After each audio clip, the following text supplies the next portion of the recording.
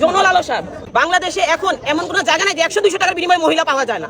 আমার কথাটা হয়তো ব্যাড ভাবে আসতেছে, এতই সহজ। মানবতা কোথায় দিয়ে দাঁড়াচ্ছে? আমার হিসাবে যদি আমার হাতে তুলে দেওয়া হতো, ওরে আমি সারখা করে ফেলাইতাম, ওরা আমি অস্তিত্ব রাখতাম না কিছু। ওরে এত সহজ মৃত্যু আমি দিতাম না।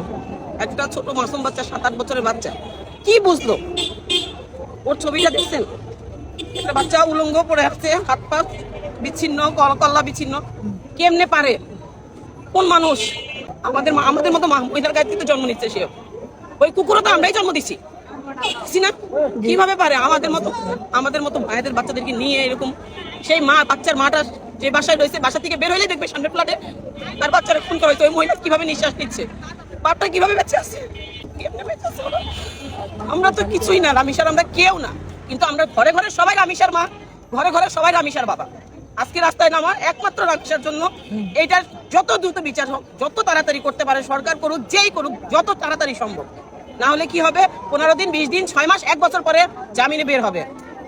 নতুন রামিসাকে মারবে, নতুন আসিয়াকে মারবে। কালকে রামিসা হয়েছে, আগামীতে আমার বাচ্চাটাও হয়ে ওরে যত দ্রুত, সবাই আমার সাথে বলেন, যত দ্রুত সম্ভব শেষ করে দেওয়া উচিত। ফাঁসি খুব ছোট শব্দ ওর জন্য ফাঁসি কিছুই না। ওরা যদি মারতে হয়, প্রথমে ঠিক আসিয়ার মতোই ওর 2টা পা শেষ করেন, ওর 2টা হাত শেষ করেন, ওর প্রাইভেট পার্ট শেষ করেন, কল্লা কাইটে জনসমক্ষে সবার সামনে দেওয়া। ওর কল্লার মানুষ যা মন চায় তা করুন। 2টা যা আমরা 2 জনে আজকে 3 দিন ধরে বাসায় ঘুমাইতে পারতেছি না, খাইতে পারতেছি না। আমার বাসা মিরপুর 12 নম্বর। কেন এটা কেন করতেছেন আপনারা? আমি তো মানুষ, আমি তো মা, আমার অন্তরে শান্তি লাগতেছে না। একটা বাচ্চা কেমনি এরকম ভাবে খুন করতে পারে? কেন করলে ভাবে খুন একটা বাচ্চাকে? কেন মারলো এভাবে? যৌন লালসা বাংলাদেশে এখন এমন কোনো জায়গা নাই যে 100-200 টাকার বিনিময়ে মহিলা পাওয়া যায় না। আমার কথাটা হয়তো ব্যাড ভাবে আসতেছে। কেন আমার এই ছোট বাচ্চাটার কাছে যাইতে হবে? কেন তার জীবনটা আমার এরকম করে শেষ করতে হবে? জীবনে বেশি কিছু দেখে নাই, 7টা বছর। কেন মারা হলো ওই বাচ্চাটাকে? কে দিবে এটার জবাব? কে দিবে? ওই সোহেল জামাই আদর পাইতেছে থানার মধ্যে বসে। ওরে যে রিমান্ডে মারা হয়েছে, কি করা হয়েছে না করা হয়েছে, একটা কোনো ফুটেজ পাইছেন? না ফুটেজ পাইনি আমরা।